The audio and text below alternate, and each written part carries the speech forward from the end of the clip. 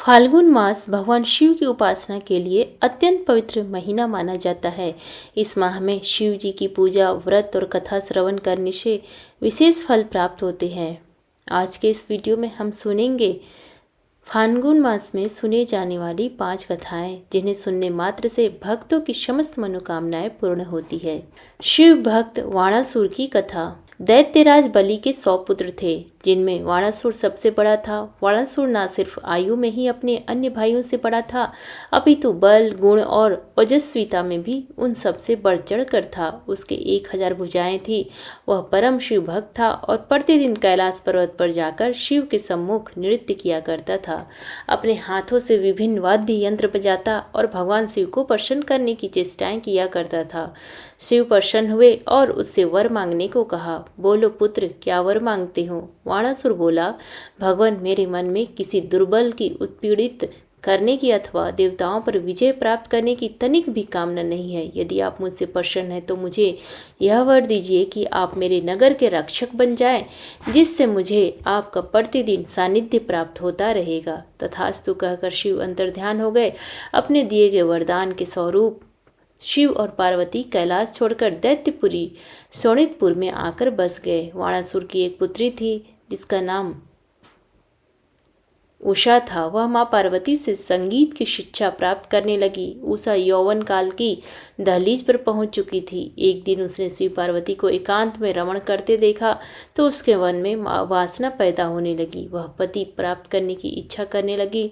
पार्वती उसे संगीत की शिक्षा देती तो उषा शिक्षा में मन न लगता। उसे भांति भांति के विचार सताते रहते। पार्वती उसके विचारों को समझकर बोली, क्या बात है उषा, आजकल तुम्हारा ध्यान कहीं और अटक रहा।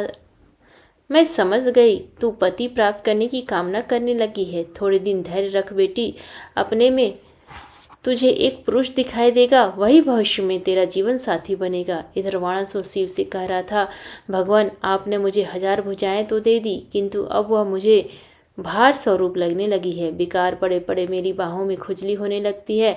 मैं युद्ध करना चाहता हूँ, जिससे मेरा आलस्य दूर हो सके, लेकिन कोई मेरी जोड़ का व्यक्ति धरा पर है ही नहीं। भगवान शिव समझ गए कि वाणासुर के मन में अभिमान पनप उठा। वे बोले, आदिध्य मत हो पुत्र, तुमसे युद्ध करने योग्य व्यक्ति भी धरा पर अवतरित हो गया है। शीघ्र ही तुम्हारी यह इच्छा भी पूर्ण होने वाली है। वाणासुर बोला, लेकिन कब और मुझे मालूम कैसे होगा कि अमुक व्यक्ति ही मेरी बराबरी का है? शिव ने उसे एक ध्वजा देकर कहा, यह ध्वजा लेकर जाकर अपने भवन के द्वार पर लगा दो। जिस दिन यह अपने आप नीचे गिर जाए, उस दिन समझ लेना कि तुम्हारा प्रतिद्वंदी आ पहुंचा है। मनुष्य के जब बुरे दिन आते हैं तो उसकी बुद्धि स्वयं ही भ्रष्ट हो जाती है। भगवान शिव द्वारा क्रोध में कहे गए यह वचन सुनकर भी वाणासुर प्रसन्न हो गया और उसने खुशी खुशी ध्वजा को लेकर अपने भवन पर गाड़ दिया। फिर वह प्रतीक्षा करने लगा कि देखे ध्वजा कब गिरती है। दूसरी ओर वाणासुर के महल में उषा अपनी सखी चित्रलेखा से बात कर रही थी। चित्रलेखा वाणासुर के मंत्री कुमार सी पुत्री थी। उषा के मुख पर व्याकुलता देखकर चित्रलेखा ने पूछा, क्या बात है सखी, आज तुम बहुत उद्विग्न हो, शरीर तो स्वस्थ है ना? उषा ने आह से भरते हुए कहा, मेरे शरीर को कुछ नहीं हुआ है चित्रलेखा, मैं एक स्वप्न को लेकर व्याकुल हूँ। रात स्वप्न में मैंने देखा कि एक परम तेजस्वी कामदेव के समान सुंदर युवक से मेरा विवाह हो गया है। फिर जब सपना टूटा तो सब कुछ गायब था।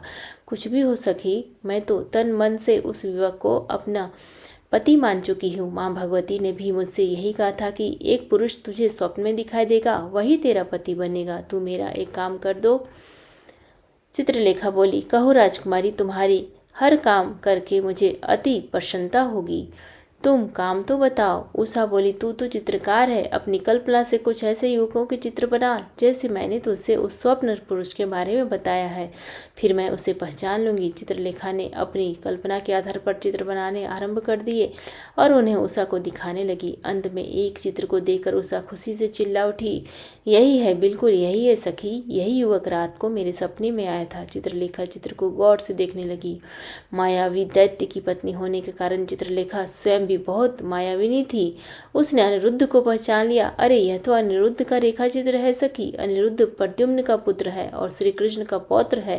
वे लोग द्वारका में रहते हैं। उषा बोली, कुछ करो सखी, कैसे भी हो मुझे इस युवक से मिला दो। तुम तो स्वयं अच्छी मायाविनी हो, द्वारिका जाकर इस युवक को उठा लाओ। चित्रलेखा माया से द्वारिका पहुंची और सोते हुए अनिरुद्ध को बिस्तर समेत उठा लाई। सुबह जब अनिरुद्ध की आंख खोली और उसने सामने उषा व चित्रलेखा को बैठे देखा तो आश्चर्य से बोला, मैं कहाँ हूँ और यह कौन सी जगह है? तुम कौन है? चित्रलेखा बोली, तुम इस समय शोणितपुर में राजकुमारी उषा के अतिथि हो यादव कुलनंदन।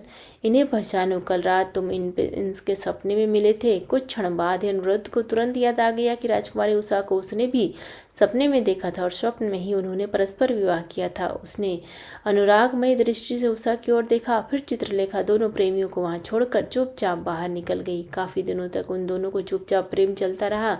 चित्रलेखा के अलावा कोई तीसरा व्यक्ति नहीं जानता था कि राजकुमारी उषा के अनिरुद्ध को अपने अंतःपुर में रखा हुआ है। लेकिन ऐसी बातें छुपती ही कहाँ है। अंतःपुर के रक्षकों द्वारा एक दिन वाणासुर तक यह समाचार पहुंचा और क्रोध से भभकता हुआ वाणासुर अंतःपुर के में दाखिल हो गया। उसने राजकुमारी से कहा, राजकुमारी कौन है जिसे तूने अपने अंतःपुर में छिपा रखा है? शीघ्र ही बता, अन्यथा। अचानक अपने पिता को अंतःपुर में आया देख राजकुमारी उषा सहम गई, किंतु अनिरुद्ध निर्भीक भाव से वाणासुर के सामने आकर बोला, मुझे अनिरुद्ध कहते हैं। कृष्ण मेरे दादा है और पिता प्रद्युम्न है। हम लोग द्वारका में रहते हैं। अनिरुद्ध की बात सुनकर वाणासुर तलवार लिए अनिरुद्ध की ओर झपट कर बोला, तो यादव है तू? तेरी हिम्मत कैसी हुई कि तू वाणासुर की पुत्री के अंतःपुर में दाखिल हो? मैं अभी तेरे टुकड़े टुकड़े करता हूँ। अनिरुद्ध बोला, मैं स्वयं नहीं आया दैत्यराज, लाया गया हूँ। यकीन नहीं तो अपनी पुत्री से पूछ लो। लेकिन वाणासुर ने उसकी बात का विश्वास नहीं किया। कुछ देर तक दोनों में युद्ध चलता रहा। फिर वाणासुर ने अनिरुद्ध को बंदी बना लिया। अनिरुद्ध के बंदी बनाने की खबर नारद द्वारा द्वारका पहुंच गई। यह खबर सुनकर यादवों में क्रोध भर गया। कृष्ण अपनी सेना सहित शोणितपुर पर आक्रमण करने के लिए चल पड़े। यादव सेना और दैत्य सेनाएं आपस में भिड़ गई। कृष्ण और वाणासुर में भयंकर युद्ध छिड़ गया। दोनों ओर से अनेक प्रकार के अस्त्रों का प्रयोग किया जाने लगा। वाणासुर के पूर्व पालक होने के कारण वाणासुर की ओर से भगवान शिव भी अपने गणों सहित मैदान में आ डटे। लेकिन कृष्ण के तीखे बाणों के और सुदर्शन चक्र की मार से घबरा कर दैत्य सेना भाग खड़ी हुई। शिवगण भी पीछे हट गए और स्वयं शिव भी कृष्ण के अमोघ अस्त्र से बेहोश हो गए। फिर श्री कृष्ण ने अपने चक्र से वाणासुर की भुजाएं काटनी शुरू कर दी। उसकी भुजाएं कट कट कर जमीन पर गिरने लगी। पर तभी शिव की बेहोशी टूट गई। वे कृष्ण के पास पहुंचकर बोले, आपका चक्र अमोघ है, किंतु मैंने इसे अभय दान दिया है। मैं इसका रक्षक हूँ। आप वाणासुर का हनन न करो। भगवान शिव की बात सुनकर कृष्ण ने अपना चक्र झुका लिया। फिर बोले, आपका प्रिय मेरा भी प्रिय है। देवादिदेव, मैंने नृसिंह अवतार लेते समय प्रहलाद को वचन दिया था कि उसके किसी भी वंशज का वध नहीं करूंगा, लेकिन इसने आपका अपमान किया है। देव, इसे दंड तो मिलना ही चाहिए। इसके अधिकांश भुजाएं तो मैंने चक्र से पहले ही काट दी हैं, किंतु जीवन दान तो तभी मिल सकता है जब यह चतुर्भुज रहकर आपकी सेवा करे। यह कहकर कृष्ण ने वाणासुर की शेष भुजाएं भी काट दी और 1000 भुजाओं में से उन्होंने सिर्फ 4 भुजाएं से छोड़ दी। फिर वाणासुर ने अनिरुद्ध और उषा का विवाह कर दिया। दोनों के विवाह बंधन में बंधने के बाद वाणासुर ने शोणितपुर छोड़ दिया और भगवान शिव के साथ ही उनके धाम कैलाश पर्वत पर चल गए। वह जब तक जिया भगवान शिव की आराधना में लीन रहा और मरने के बाद उसे शिवलोक में स्थान मिला।